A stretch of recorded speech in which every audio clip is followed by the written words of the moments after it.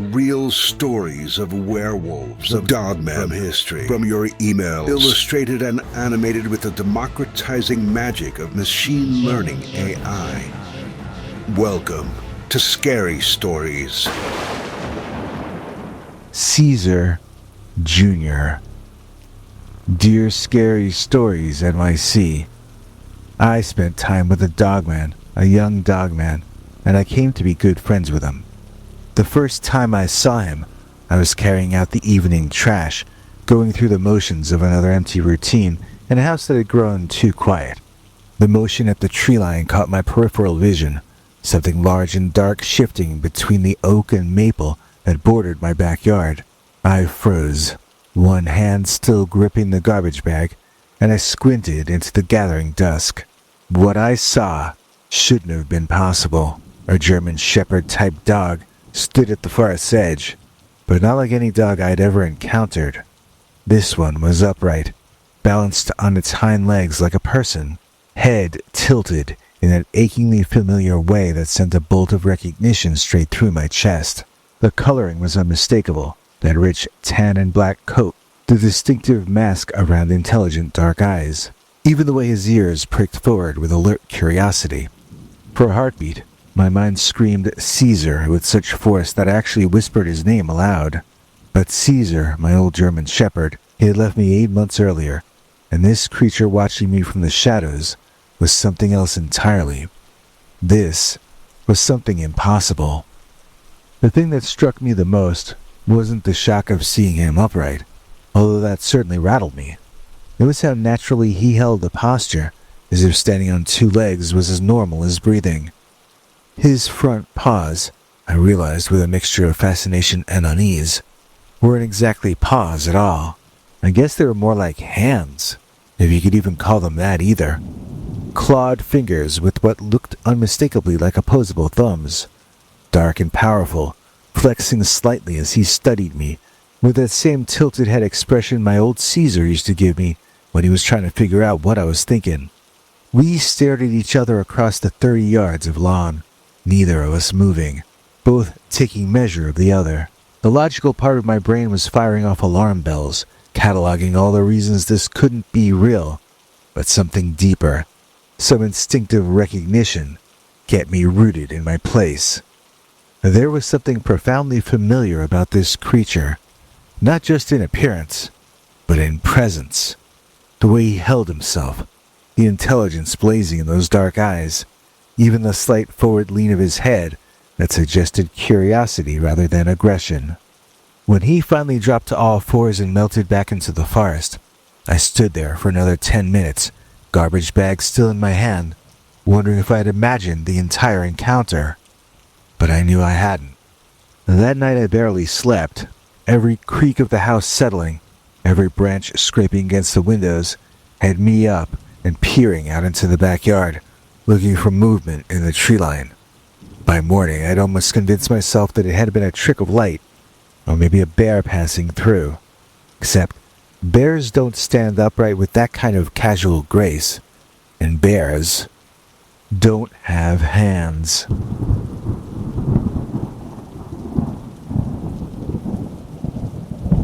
The second evening, I made a decision that would change everything. Instead of carrying out the trash like usual, I opened a can of the premium dog food that I hadn't thrown away, Caesar's favorite brand, and I set it by the edge of the woods. My hands were actually shaking as I placed the bowl down, which struck me as ridiculous. What was I afraid of? What was I hoping for? I retreated to the back porch, and I waited. He appeared just as the sun touched the horizon, emerging from the forest with that same fluid transition from shadows to reality. This time he approached the bowl cautiously, never taking his eyes off me. Even from a distance, I could see the conflict in his posture. Hunger, warring with wariness. Curiosity, battling caution. When he reached the food, he didn't drop to all fours like a normal dog would. Instead, he crouched, maintaining that impossible bipedal balance, and used those clawed hands to lift the bowl. The sight of this creature that looked so much like my beloved Caesar, It was clearly something entirely other. Well, it sent chills racing up my arms. He ate quickly, but with obvious enjoyment, and when he finished, he did something that nearly stopped my heart. He looked directly at me. He tilted his head in that achingly familiar gesture, and he made a sound. Not quite a bark, not quite a whine, but something in between. A sound of acknowledgement, maybe of gratitude.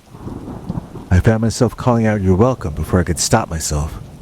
His ears perked forward at my voice, and for just a moment, I could have sworn I saw something like recognition flicker across his features. Then, he was gone, vanishing back into the forest as silently as he had come out of it. That was when I started calling him Caesar Jr., not because I thought he was Caesar reborn or any nonsense like that, but just because the resemblance was so striking that I felt like honoring both the memory of my old dog and the reality of this new, impossible friend. Caesar used to patrol that exact stretch of tree line, marking his turf, keeping watch over what he considered to be his domain. Now Caesar Jr. had claimed that same space, and somehow it felt right. The feeding became a ritual. Every evening, just before sunset, I'd sit out food and retreat to the porch. Caesar Jr. would appear, always cautious but growing incrementally bolder each night. Within a week, he was eating while I watched from just 20 feet away. Within 2 weeks, he was lingering after meals, those intelligent eyes studying me with what I could only interpret as curiosity. I started talking to him during these encounters, carrying on one-sided conversations that felt surprisingly natural. "How was your day, buddy? Find anything interesting in the woods?" The sound of my own voice in the quiet evening air was comforting, and Caesar Jr. seemed to respond to it, his ears tracking every word, his head tilting at questions as if he were actually considering the answers. What struck me the most during those early weeks wasn't just his obvious intelligence, although watching him problem solve and using his hands to manipulate objects with startling dexterity was endlessly fascinating. It was the sense that he was choosing to trust me, making a conscious decision to accept my offerings and my presence. This wasn't the unconditional devotion of a domestic dog, or the calculated opportunism of a wild animal looking for easy food. This felt like the beginning of a genuine relationship, built on mutual respect and growing affection. Winter arrived early that year, bringing bitter cold and heavy snows that should have driven any sensible creature deep into hibernation or migration. But Caesar Jr. kept coming back, appearing through the swirling snow like some mythical being, his dark coat stark against the white landscape. I started leaving out extra food, worried about him surviving the harsh winter, and I was amazed to discover he seemed perfectly adapted to the cold. More than adapted, he seemed to thrive in it. One particularly brutal evening, with wind howling and temperatures well below zero, I watched him approach through what had to be 8 inches of fresh powder. He moved through the snow with an ease that defied explanation, those powerful legs carrying him across drifts that should have been insurmountable. When he reached his usual feeding spot, he didn't just eat and leave. Instead, he settled down in the snow as if it were the most comfortable bed in the world. He spent nearly an hour just being present, watching the house, watching me through the window,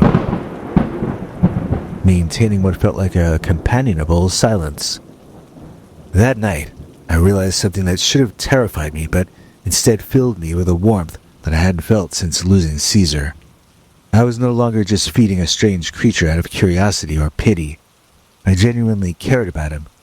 This impossible being who defied every category my mind tried to create had somehow worked his way past all my rational defenses and straight into my heart. The bonding deepened through the winter months. Caesar Jr. grew comfortable enough to venture closer to the house, sometimes approaching within just a few feet of the porch steps.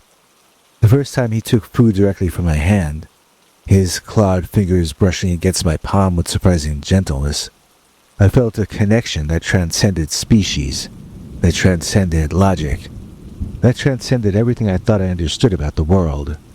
His hands were warm. I remember that distinctly.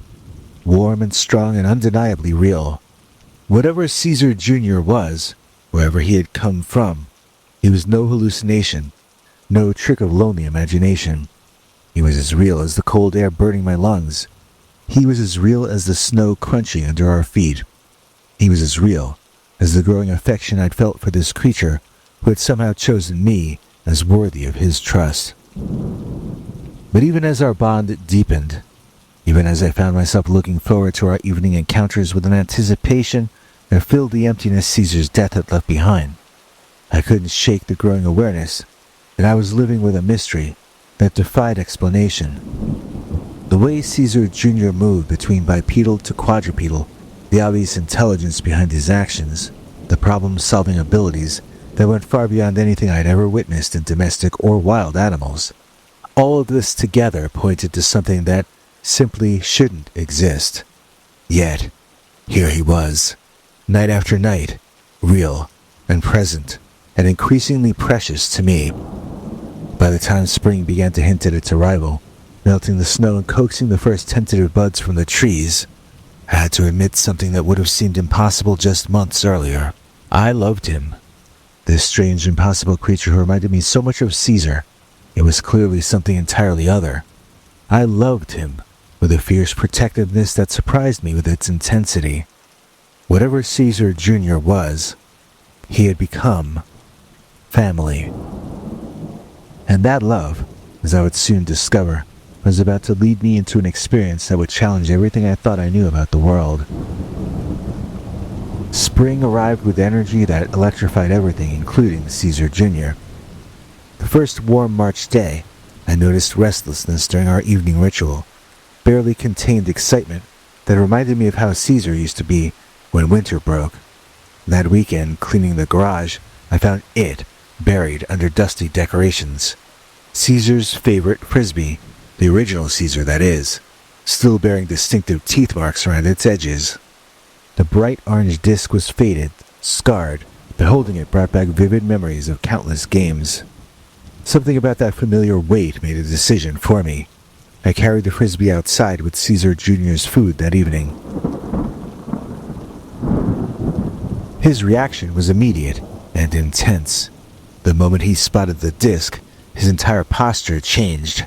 Ears shot forward, body rigid with attention, intelligent eyes locked onto the frisbee with laser-sharp focus.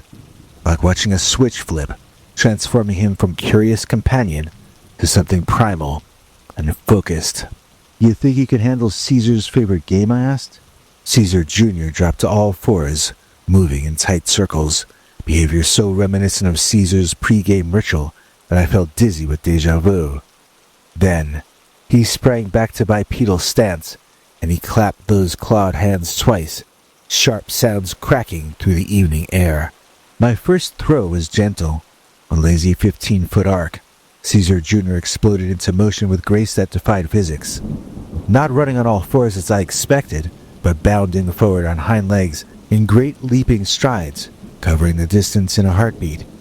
When he launched airborne, arms extended, he hung suspended impossibly long. He caught it clean, landing perfectly balanced, and immediately threw it back with a spiral so tight and accurate it whistled. I stood there trying to process what I just witnessed.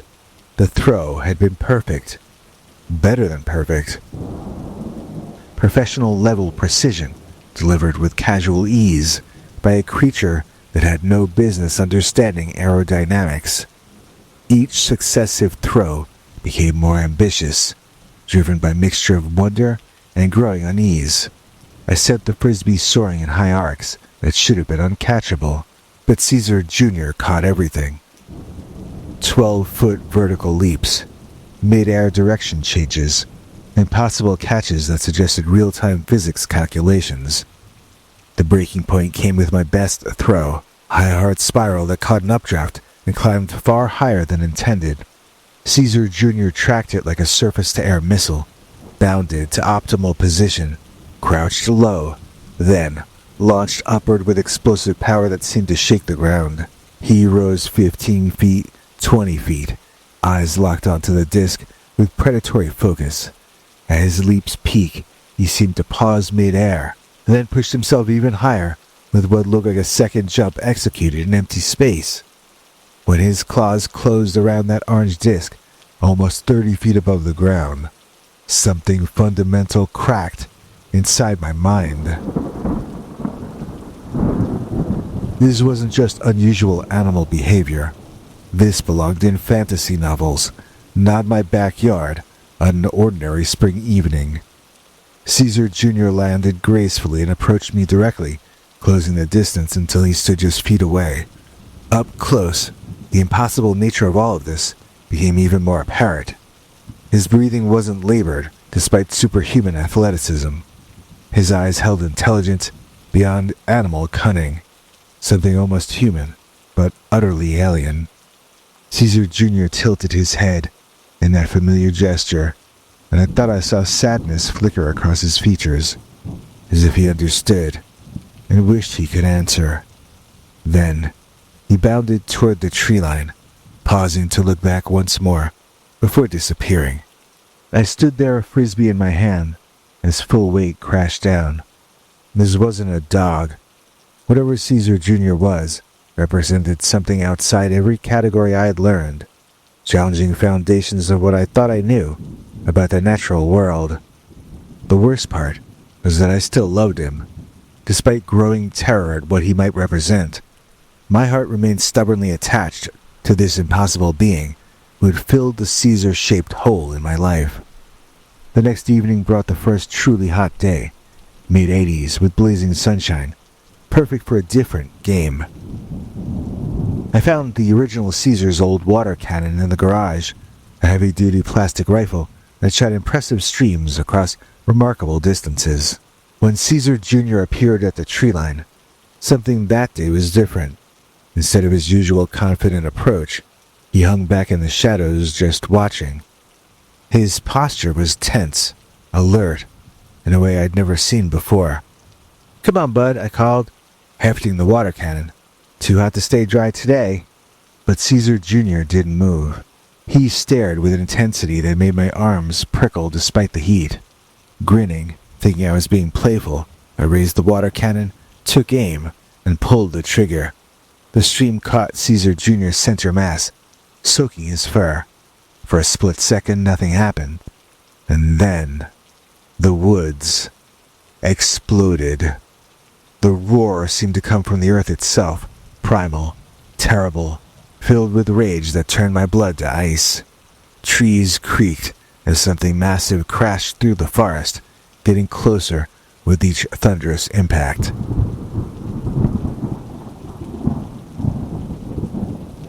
The water cannon was ripped from my hands, snapped like a twig by something impossibly powerful. Above me, blotting out the sun, loomed the most terrifying sight of my life.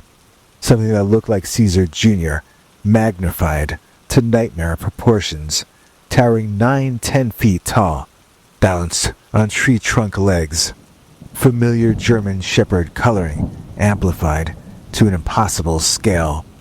Those clawed hands were now dinner plate sized, each claw long as my finger and sharp enough to carve stone. The eyes held intelligence sharp as Caesar Jr.'s, but where his had seemed gentle, this creature's stare burned with protective fury. Saliva dripped from jaws that could bite me in half. The mother. This had to be Caesar Jr.'s mother, and it thought I had attacked her child. I couldn't move. I couldn't breathe. I could only stare up and wait for those massive jaws to end my life. But then Caesar Jr. appeared, bursting from the tree line, making urgent sounds. Whimpers, whines, something almost like speech. He positioned himself between me and his mother, his form dwarfed by her massive presence, and he began what could only be described as pleading.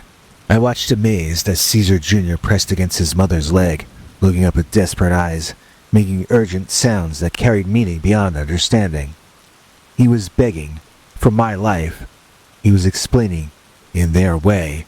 He was asking mercy for the human who had become important to him. The giant looked down at her offspring, then back at me. For an eternal moment, I saw her weighing my fate, and then, with a sound of dismissal, she turned away. Both creatures moved toward the forest, Caesar Jr. casting one last look back, filled with sorrow, regret. He was saying goodbye. They were gone, leaving me alone with broken plastic and terrible knowledge of what I had lost. I never saw either of them again. For weeks, I continued setting out food, calling his name into empty air, hoping against hope. But the woods remained silent, my backyard lifeless, as it had been before that first impossible encounter.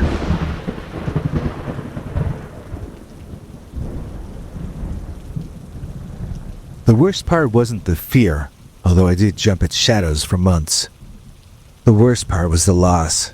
In one terrifying moment, I had lost not just Caesar Jr., but the wonder he brought back into my life. As I sit here months later, trying to make sense of what happened, I can say with certainty two things. Meeting Caesar Jr.'s mother was the most terrifying experience of my life. 9 feet of impossible fury and intelligence, standing over me with death in her eyes that will haunt my nightmares forever. But losing to Caesar Jr. ranks as one of the 3 saddest moments I've ever endured.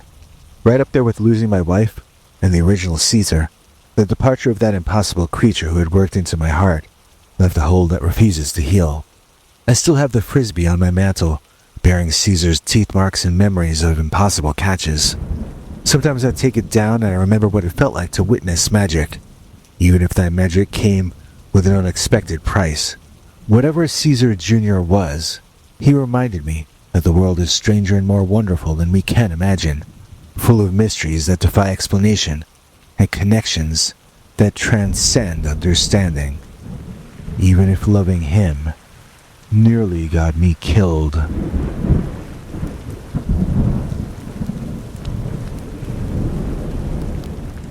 She's for real. She is no faker. I'm talking about Ms. Crystal Baker. Please join me in thanking Crystal Baker for making this episode possible. Crystal helped us out in a major way last week, giving us 2 donations via PayPal at a time when we really needed that money. Crystal, we honestly can't thank you enough. You are a true hero to the channel. And if any of you out there think you might be cut from the same cloth as a monumental figure like Crystal Baker, then listen to what our international TV spokesmongrel Henry Lee Dogman has to say about it. Oh, Henry.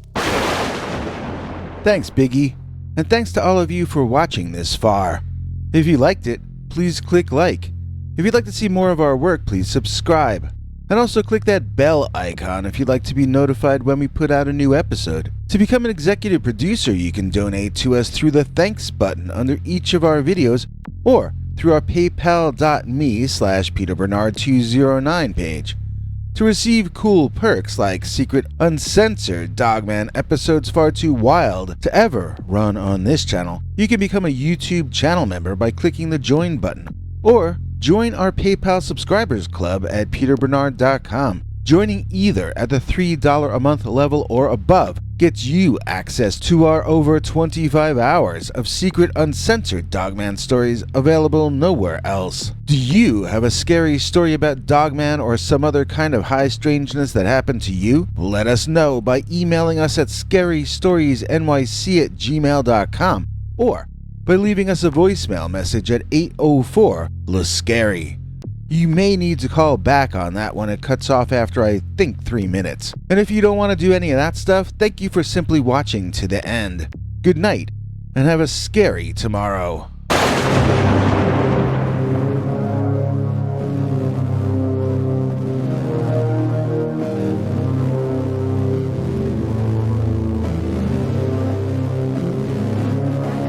Come back for more scary stories.